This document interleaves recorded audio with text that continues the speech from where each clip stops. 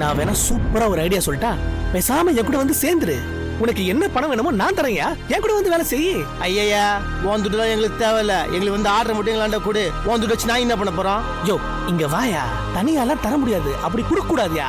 என் கூட வந்துருன்னு சொல்றேன்ல. ஹலோ, எதுக்கு எங்களை கூட்டி சேர்க்குறீங்க? ஏய் உனக்கு அவ்வளவுதான் மரியாதை. யார் பண்றீங்க? யார் அந்த கை நீட்டி பேசுறீங்க? சவுண்ட் நீ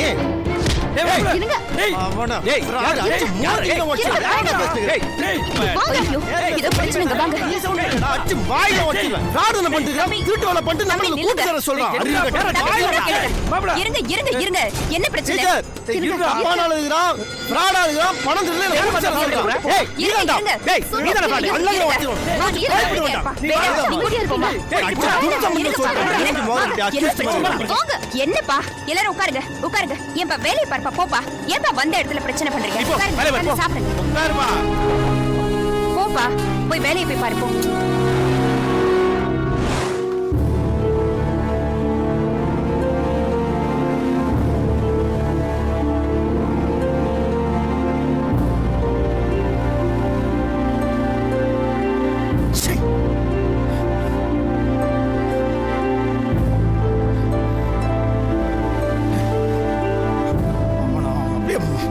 அச்சு மூஞ்சிலாம் வச்சுட்டு வந்துருக்கணும்.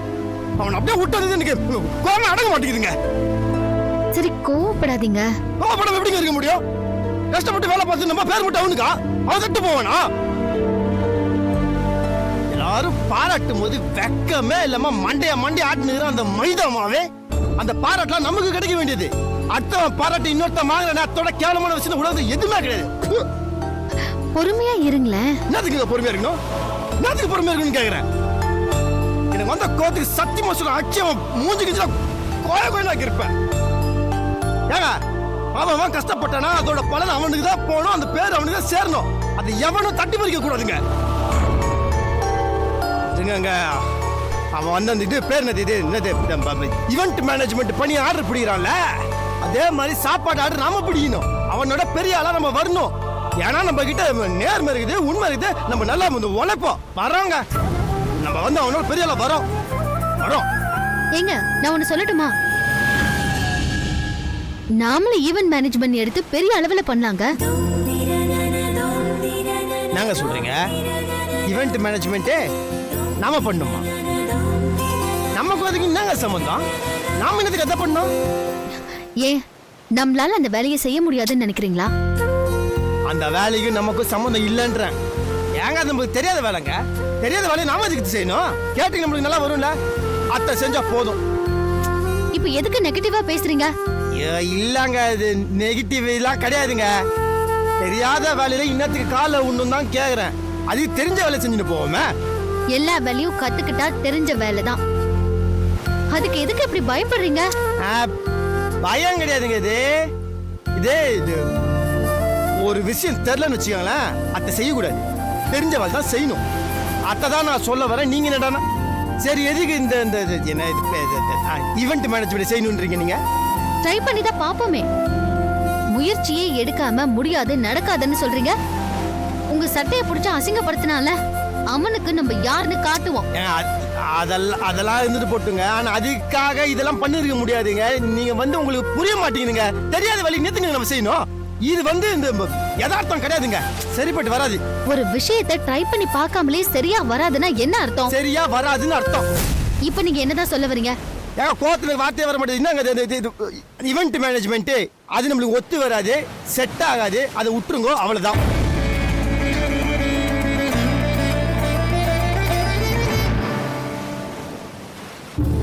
சரி நீங்க சொல்ற மாதிரி இந்த வேலை நமக்கு செட் ஆகாதுன்னே வெச்சுக்குவோம். இது செட் ஆகாது, அதான் உண்மை. இது செட் ஆகவே ஆகாது. ஒரு நிமிஷம் நான் சொல்றத கேக்குறீங்களா? சொல்லுங்க. அங்க பாருங்க. என்னங்க? அந்த குழந்தைங்க அந்த மணல் வீட்டை அலை வந்து நினைக்கும்னு நம்பி கட்டிக்கிட்டு இருக்காங்க. ஏதோ ஒரு நம்பிக்கையில காத்துக்கிட்டு இருக்காங்க. நாமளும் நம்புவோம். 3 தடவைக்குள்ள அலை வந்து தொட்டுட்டு போனா நாம ஈவென்ட் மேனேஜ்மெண்ட் கம்பெனி ஆரம்பிக்கலாம். அப்படி இல்லைன்னா வேண்டாம். நாங்க நீங்க என்ன புரியலங்க. புச்சல்தனமா பேசுறீங்க. நீங்க போய் சின்ன புள்ளதனமா பேசுறீங்க. என்னங்க விளையாடுறீங்களா? இல்லங்க, இது நம்ம ட்ரை பண்ணி பாப்போம். அந்த மணல் வீட்டை அலை தொடலைன்னா நீங்க சொல்ற மாதிரி இந்த வேலையை நாம எடுத்து பண்ண வேண்டாம். அதுக்கும் இதுவும் என்னங்க சம்பந்தம்? என்னங்க பண்றீங்க நீங்க? பார்க்கலாம். என்னங்க நீங்க?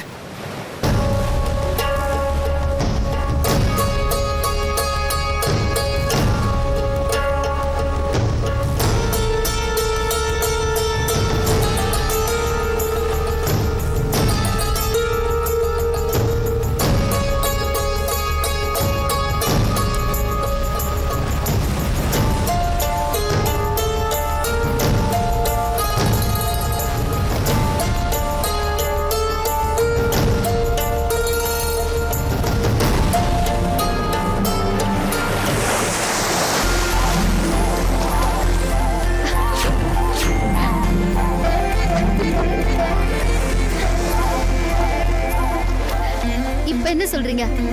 இல்லங்க அத்தை சொல்லுங்க. ஆனா அதுக்கும் இதுக்கும் என்னங்க இங்க சம்பந்தம்? பாருங்க, எப்பவுமே நெகட்டிவா பேசாதீங்க. இல்ல வரதாஜி, நீங்க தப்பா எடுத்துக்காதீங்க. அப்படி சொல்ல வரல. அதனால அவனை பாத்தீங்கல்ல, அவன் ஆளு பயங்கரமா படிச்சுக்கிறான் போட்டுருக்குங்க. டஸ்ட் புஷ்னு இங்கிலீஷ்ல தான் பேசினுக்கிறான். ஏன் நான் பேச மாட்டேனா? எனக்கு பேச சொல்லுங்க, வரல. உங்களுக்கு வருங்க. அவன் வந்து சும்மா நச்சுக்குமே ரொம்ப பீட்டு விடுறான். அவன் வந்து ஒரு மாதிரி சீன் போடுறாங்க. நாம சீன்லாம் போட மாட்டோங்க. நாமெல்லாம் வந்து யதார்த்தவாதிங்க. அவன் நுனி நாக்குல இருந்து பேசினுக்கிறான். நம்மளாம் அடி மனுஷன் இருந்து பேசுறவங்க. அவன மாதிரிலாம் நம்ம போல இருக்க முடியாதுங்க. பாருங்க, முதல்ல நெகட்டிவா பேசுறத நிப்பாட்டுங்க. உங்களை அசிங்கப்படுத்தினவன நாமளும் அசிங்கப்படுத்துறோம். எல்லாம் சரியா வரும்.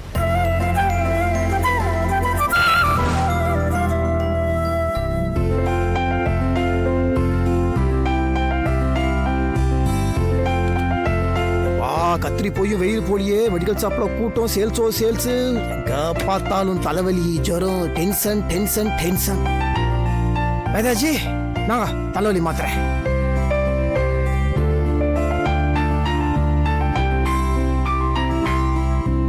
என்ன எழுதுனாங்க அவங்க? ஒண்ணுமே புரியலையே. ஓ வேதாஜி, ஆ, வாட்டியா?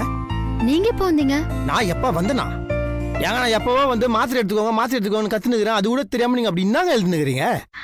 அது வந்து நம்ம ஈவென்ட் மேனேஜ்மெண்ட் கம்பெனி இருக்குல்ல, அது அடுத்த கட்டத்துக்கு போறதுக்கான பிளான். ஓ பிளான், திட்டமிடுதல், அதானே இது? அதேதான். அண்ணா அது என்னது? இது முட்டை முட்டியா ஆம்லெட் போட்ட மாதிரி? What is that?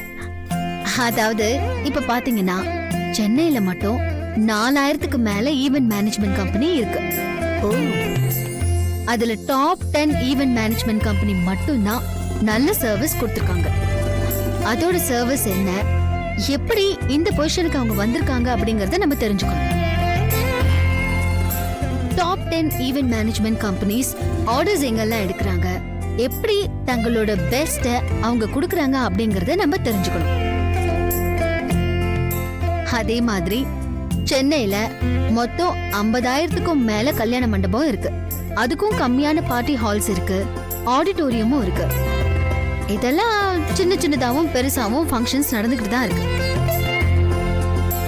ஒரு மாசத்துல குறைஞ்சபட்சம் 5 நாள்ல இருந்து 10 நாள் வரைக்கும் முகூர்த்த தேதி வரும். தமிழ்நாட்டோட மொத்த ஜனத்தொகை 6,21,00,000. அதுல ஆண்கள் 3,13,00,000, பெண்கள் 3,09,00,000. இதுல ஓட்டுரிமை இருக்கிறவங்க 4,79,00,000, ஓட்டுரிமை இல்லாதவங்க 1,42,00,000.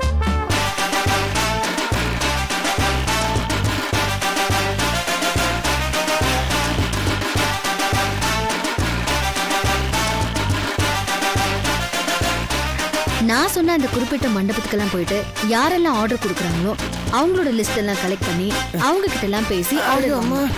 இன்னும் நிறைய பிளான்ஸ் எல்லாம் இருக்கு. அதெல்லாம் இதுல கொஞ்சம் எழுதி வச்சிருக்கேன். இப்போ இதெல்லாம் இருக்குல்ல, இதை நம்ம ஃபாலோ பண்ணல.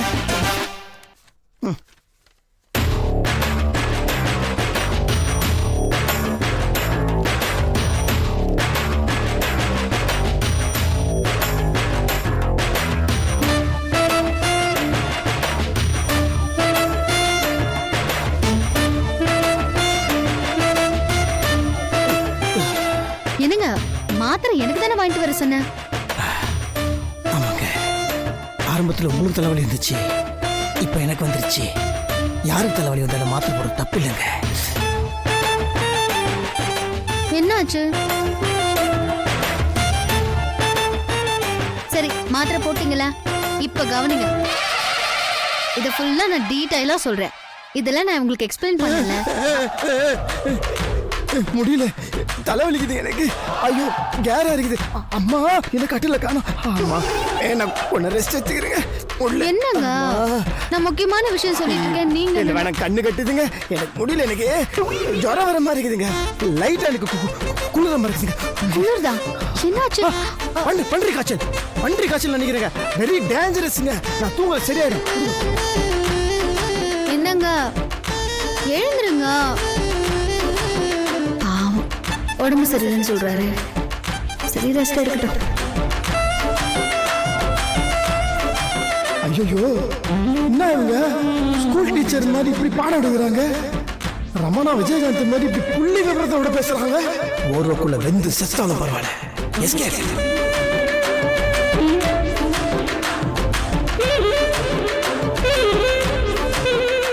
சவுண்டே காணோம். வெரிசி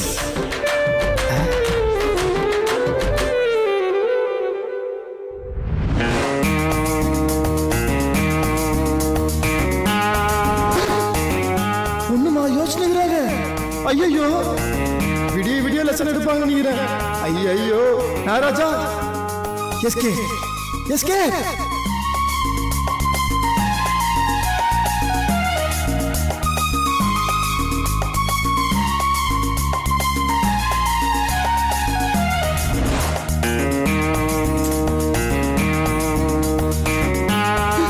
ஐயோ மறுபடியும் முதல்ல ஆரம்பிக்க போறாங்களா? ராஜா ஒத்திக்கோ.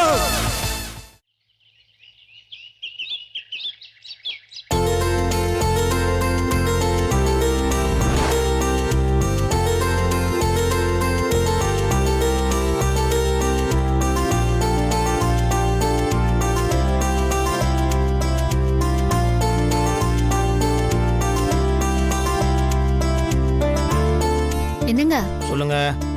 என்ன பண்ணிட்டு இருக்கீங்க? எழுதுனுகிறேன். அதெல்லாம் தெரியுது. என்ன எழுதுறீங்க? பார்த்தா தெரியலையா? தெரியலையே. ஐயா என்னங்க பார்த்தா தெரியலன்றீங்க? பார்த்தோன்னே கப்புன்னு புச்சிக்கணும். நேத்து நைட்டு விஜயகாந்த் சார் ஸ்டைல என்ன சொன்னீங்க? இந்த சிட்டில இருக்க மொத்த ஈவென்ட் கம்பெனிக்கு 736, அதுல சும்மா இருக்கிறது 236, டாப் லிஸ்ட்ல இருக்கிறது 557 அப்படி புள்ளி விவரம் கொடுத்து இந்த மாதிரி வேலை பார்க்கணும்னு சொன்னீங்கல்ல? ஆமா. ஆனா நீங்க சொன்னதுல டோட்டலா எனக்கு ஒண்ணுமே புரியல. ஆனா எனக்கு புரிஞ்ச வரைக்கும் நான் என்ன பண்ண நினைக்கிறேன்னா, என்னது? இந்த டாப் கல்யாண மண்டபம் இருக்குதுல்ல, அந்த மண்டபம் லிஸ்ட்ல கலெக்ட் பண்ணி அங்க போய் இந்த மாசம் யார் யார் மண்டபத்தை புக் பண்ணிருக்கா அப்படின்னு ஒரு லிஸ்ட வாங்கி அந்த ஆளுங்க ஆண்ட போய் நம்ம ஆர்டர் கேட்கலாம். Avis the idea. சூப்பருங்க. Thank you. மண்டபமா போங்க. மண்டபம் மட்டும் இல்ல, party hall, mini hall, auditorium எல்லா இடத்துக்கும் போங்க. போய் விசாரிங்க. இந்த ஏரியால மட்டும் 10 மண்டபம் இருக்கு. 10 மண்டபத்திலயும் போய் கேளுங்க. இந்த மாசம் மட்டும் மொத்தம் 7 முகூர்த்தம் இருக்கு. கண்டிப்பா புக் பண்ணிருப்பாங்க. புக் பண்ண உங்களோட லிஸ்ட வாங்குங்க. அவங்க கிட்ட நம்ம பேசுவோம். அதுக்கப்புறம் Arockia Matha basically I tube light. ஒன்னா சொன்னாலே நான் மறந்துடுவேன். இப்படி மொத்தமா சொன்னீங்கன்னா மொத்தமும் மறந்துடுவேன். அதனால ஃபர்ஸ்ட் போய் நான் லிஸ்ட் மட்டும் எடுக்கிறேனே. சரி, அந்த லிஸ்ட்ல இருக்கிற வேலையை நீங்க போய் பாருங்க. உடனே போய் இப்பவே ஆரம்பிச்சிடுறேன்.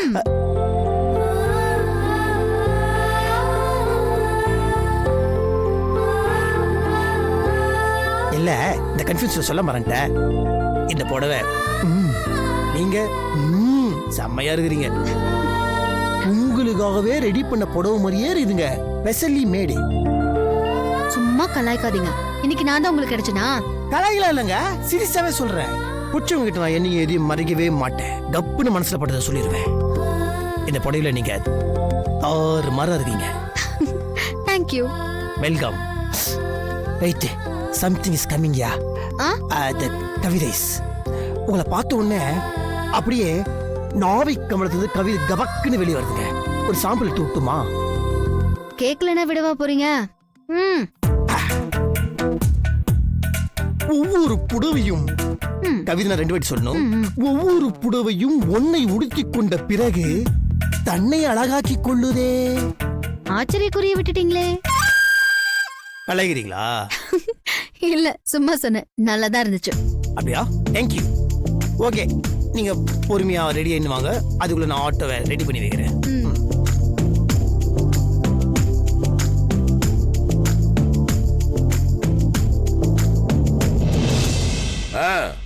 அனுப்பிச்சிடலாங்க, ஒன்றும் பிரச்சனை இல்லை. நீங்க கேட்ட பிராண்டே இருக்குது. அதனால பரவாயில்லைங்க. நாளைக்கு பேமெண்ட் அனுப்பிச்சிருங்க. சரி வச்சிருங்க. குட் மார்னிங் மாமா. குட் மார்னிங் வேதாஜி. இந்த புடவையும் புதுசா இருக்குதே, நாகராஜ் வாங்கினா? ஆமா. நாகராஜனா கொக்கான்னா? நாகராஜ் ஒரு ஆட்டோ டிரைவரு, சமயக்காரன். அவனால எப்படி தினம் உனக்கு ஒரு புது புடவை வாங்கி கொடுக்கணும்னு பேசினாங்கல்ல. இப்ப தெரிஞ்சா நாகராஜ் தான் வேதாக்கு தினம் ஒரு புது புடவை வாங்கி கொடுக்குறான். அதனால யாரையும் குறைச்சல இடம் போடக்கூடாது. உனக்கு தான் சொன்னேன், அவங்களுக்கு இல்ல. புரிஞ்சா? அங்க பாத்தீங்களாக்கா, அந்த கிழவை நம்மள தான் குத்தி காட்டுறான். அந்த கிழவை ரொம்ப திமிர் பிடிச்சவரடி. ஏதாச்சும் பண்ணி அவளை பழைய புடவையை கட்ட வைக்கணும். இருங்கக்கா, ஏதாவது யோசிக்கிறேன். ஆட்டோ ஓட்டுறவனா இருக்கலாம், ஆனா மனைவி மேல எத்தனை பாசம் இருந்தா தினந்தோறும் புது புடவை வாங்கி கொடுப்பான். எத்தனை புருஷன் அந்த மாதிரி இருக்கிறான், அதெல்லாம் நினைச்சு பார்க்கணும்ல. ஐயோ மாமா, இப்ப அவர் சாதாரண ஆட்டோ டிரைவர் மட்டும் இல்ல, வேதா கேட்டரிங் கம்பெனியோட ஓனர். அதுதான் தெரியுமே. அது மட்டும் இல்ல, ஈவென்ட் மேனேஜ்மெண்ட் கம்பெனியோட ஓனரும் கூட. அது என்னது புதுசா இருக்குது? ஆமா மாமா, இந்த கல்யாணம் ஃபங்க்ஷன்ஸ் இதெல்லாம் ஈவென்ட் மேனேஜ்மெண்ட் எடுத்து பண்ணலாம்னு இருக்கோம். அடி சக்கன். அப்படியா? பண்ணுங்கம்மா, முனைஞ்சு பண்ணுங்க. எது பண்ணாலும் அழகா பண்ணுவீங்க, எனக்கு அந்த நம்பிக்கை இருக்குது.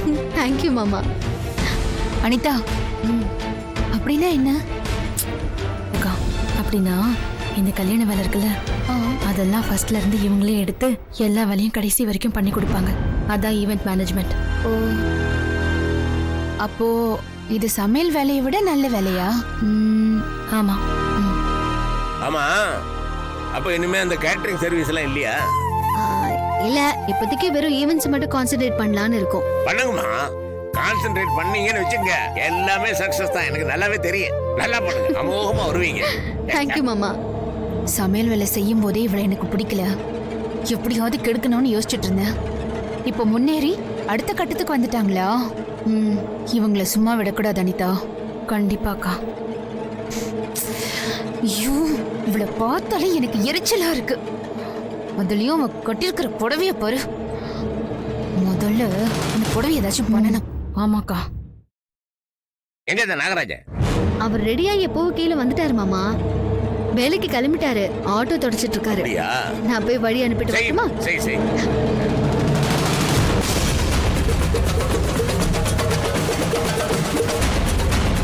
ஏய், இங்க வா, கிட்ட வாங்கம்மா. சரிங்க, ஓகேவா? சத்தப்பமா பண்ணு.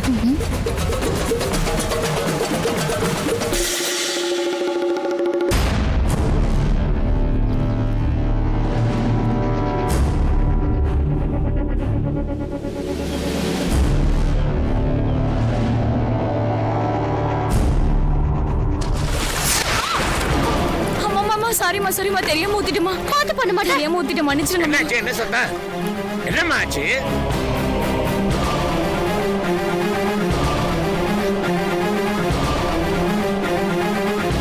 என்ன உன் மேல தண்ணி ஊத்திட்டா? என்னவா உன் வேலையா அது? பார்த்து வேலை செய்யறது இல்ல? தெரியாம ஊத்திட்டேயா. ஏய், அறிவு கட்டவனே, கண்ணு தெரியல உனக்கு? தப்ப உண்மையில வச்சுட்டு காரணமா சொல்லிட்டு இருக்க. அறிவில்ல உனக்கு? யார் மேல தண்ணி ஊத்திருக்க? எப்படி உன்னெல்லாம் நான் எதுக்கு வேலைக்கு சேர்த்தேன்னு எனக்கே தெரியல. இது முதல்ல பண்ணன்னு வச்சுக்கேன், அடுத்த வாட்டி உன்னை வேலையை விட்டு நிறுத்திடுவேன். ஆளையும் மூஞ்சியும் பாரு. என்னாச்சு? இங்க இருக்காளே இவ, தெரியாதனமா அழுக்கு தனியா அக்கா மேல ஊத்திட்டா. ஏய், அவங்க வீட்டுக்கார் வாங்கி கொடுத்தாருன்னு அந்த புது புடவையை ஆசையா வாங்கி கட்டிட்டு இருக்காங்க. அவங்க மேல போய் அழுக்கு தண்ணிய ஊத்திட்டியே. உன்னெல்லாம் வேலைக்கு சேர்த்த பாரு, என்ன சொல்லணும்? அறிவு இருக்கா உனக்கு? அதானே, அவங்க இப்ப புது புடவைக்கு எங்க போவாங்க? நீயே வாங்கி கொடுப்ப. வேதவல்லியோட புது புடவை இப்படி வேஸ்ட் ஆயிடுச்சு தம்பி. நீங்க ஃபீல் பண்ணாதீங்க, நீங்க இங்க இருங்க, 5 நிமிஷத்துல வரேன். 5 minutes.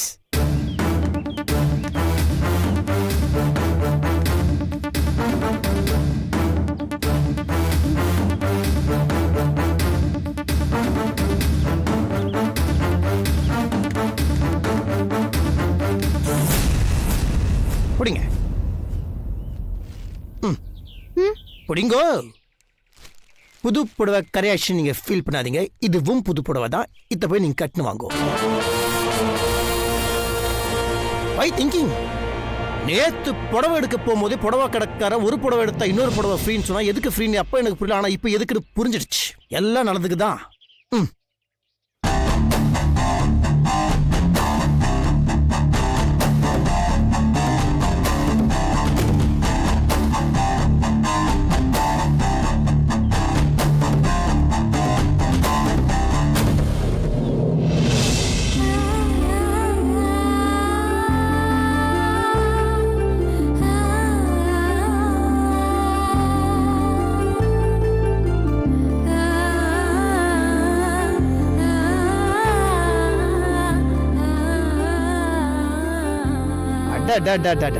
செமையா இருக்குதுங்க. சொல்ல போனா அந்த புடவை விட இந்த புடவை தான் நச்சுன்னு இருக்குது. ஏற்கனவே பட்டு போட்டிருக்கே.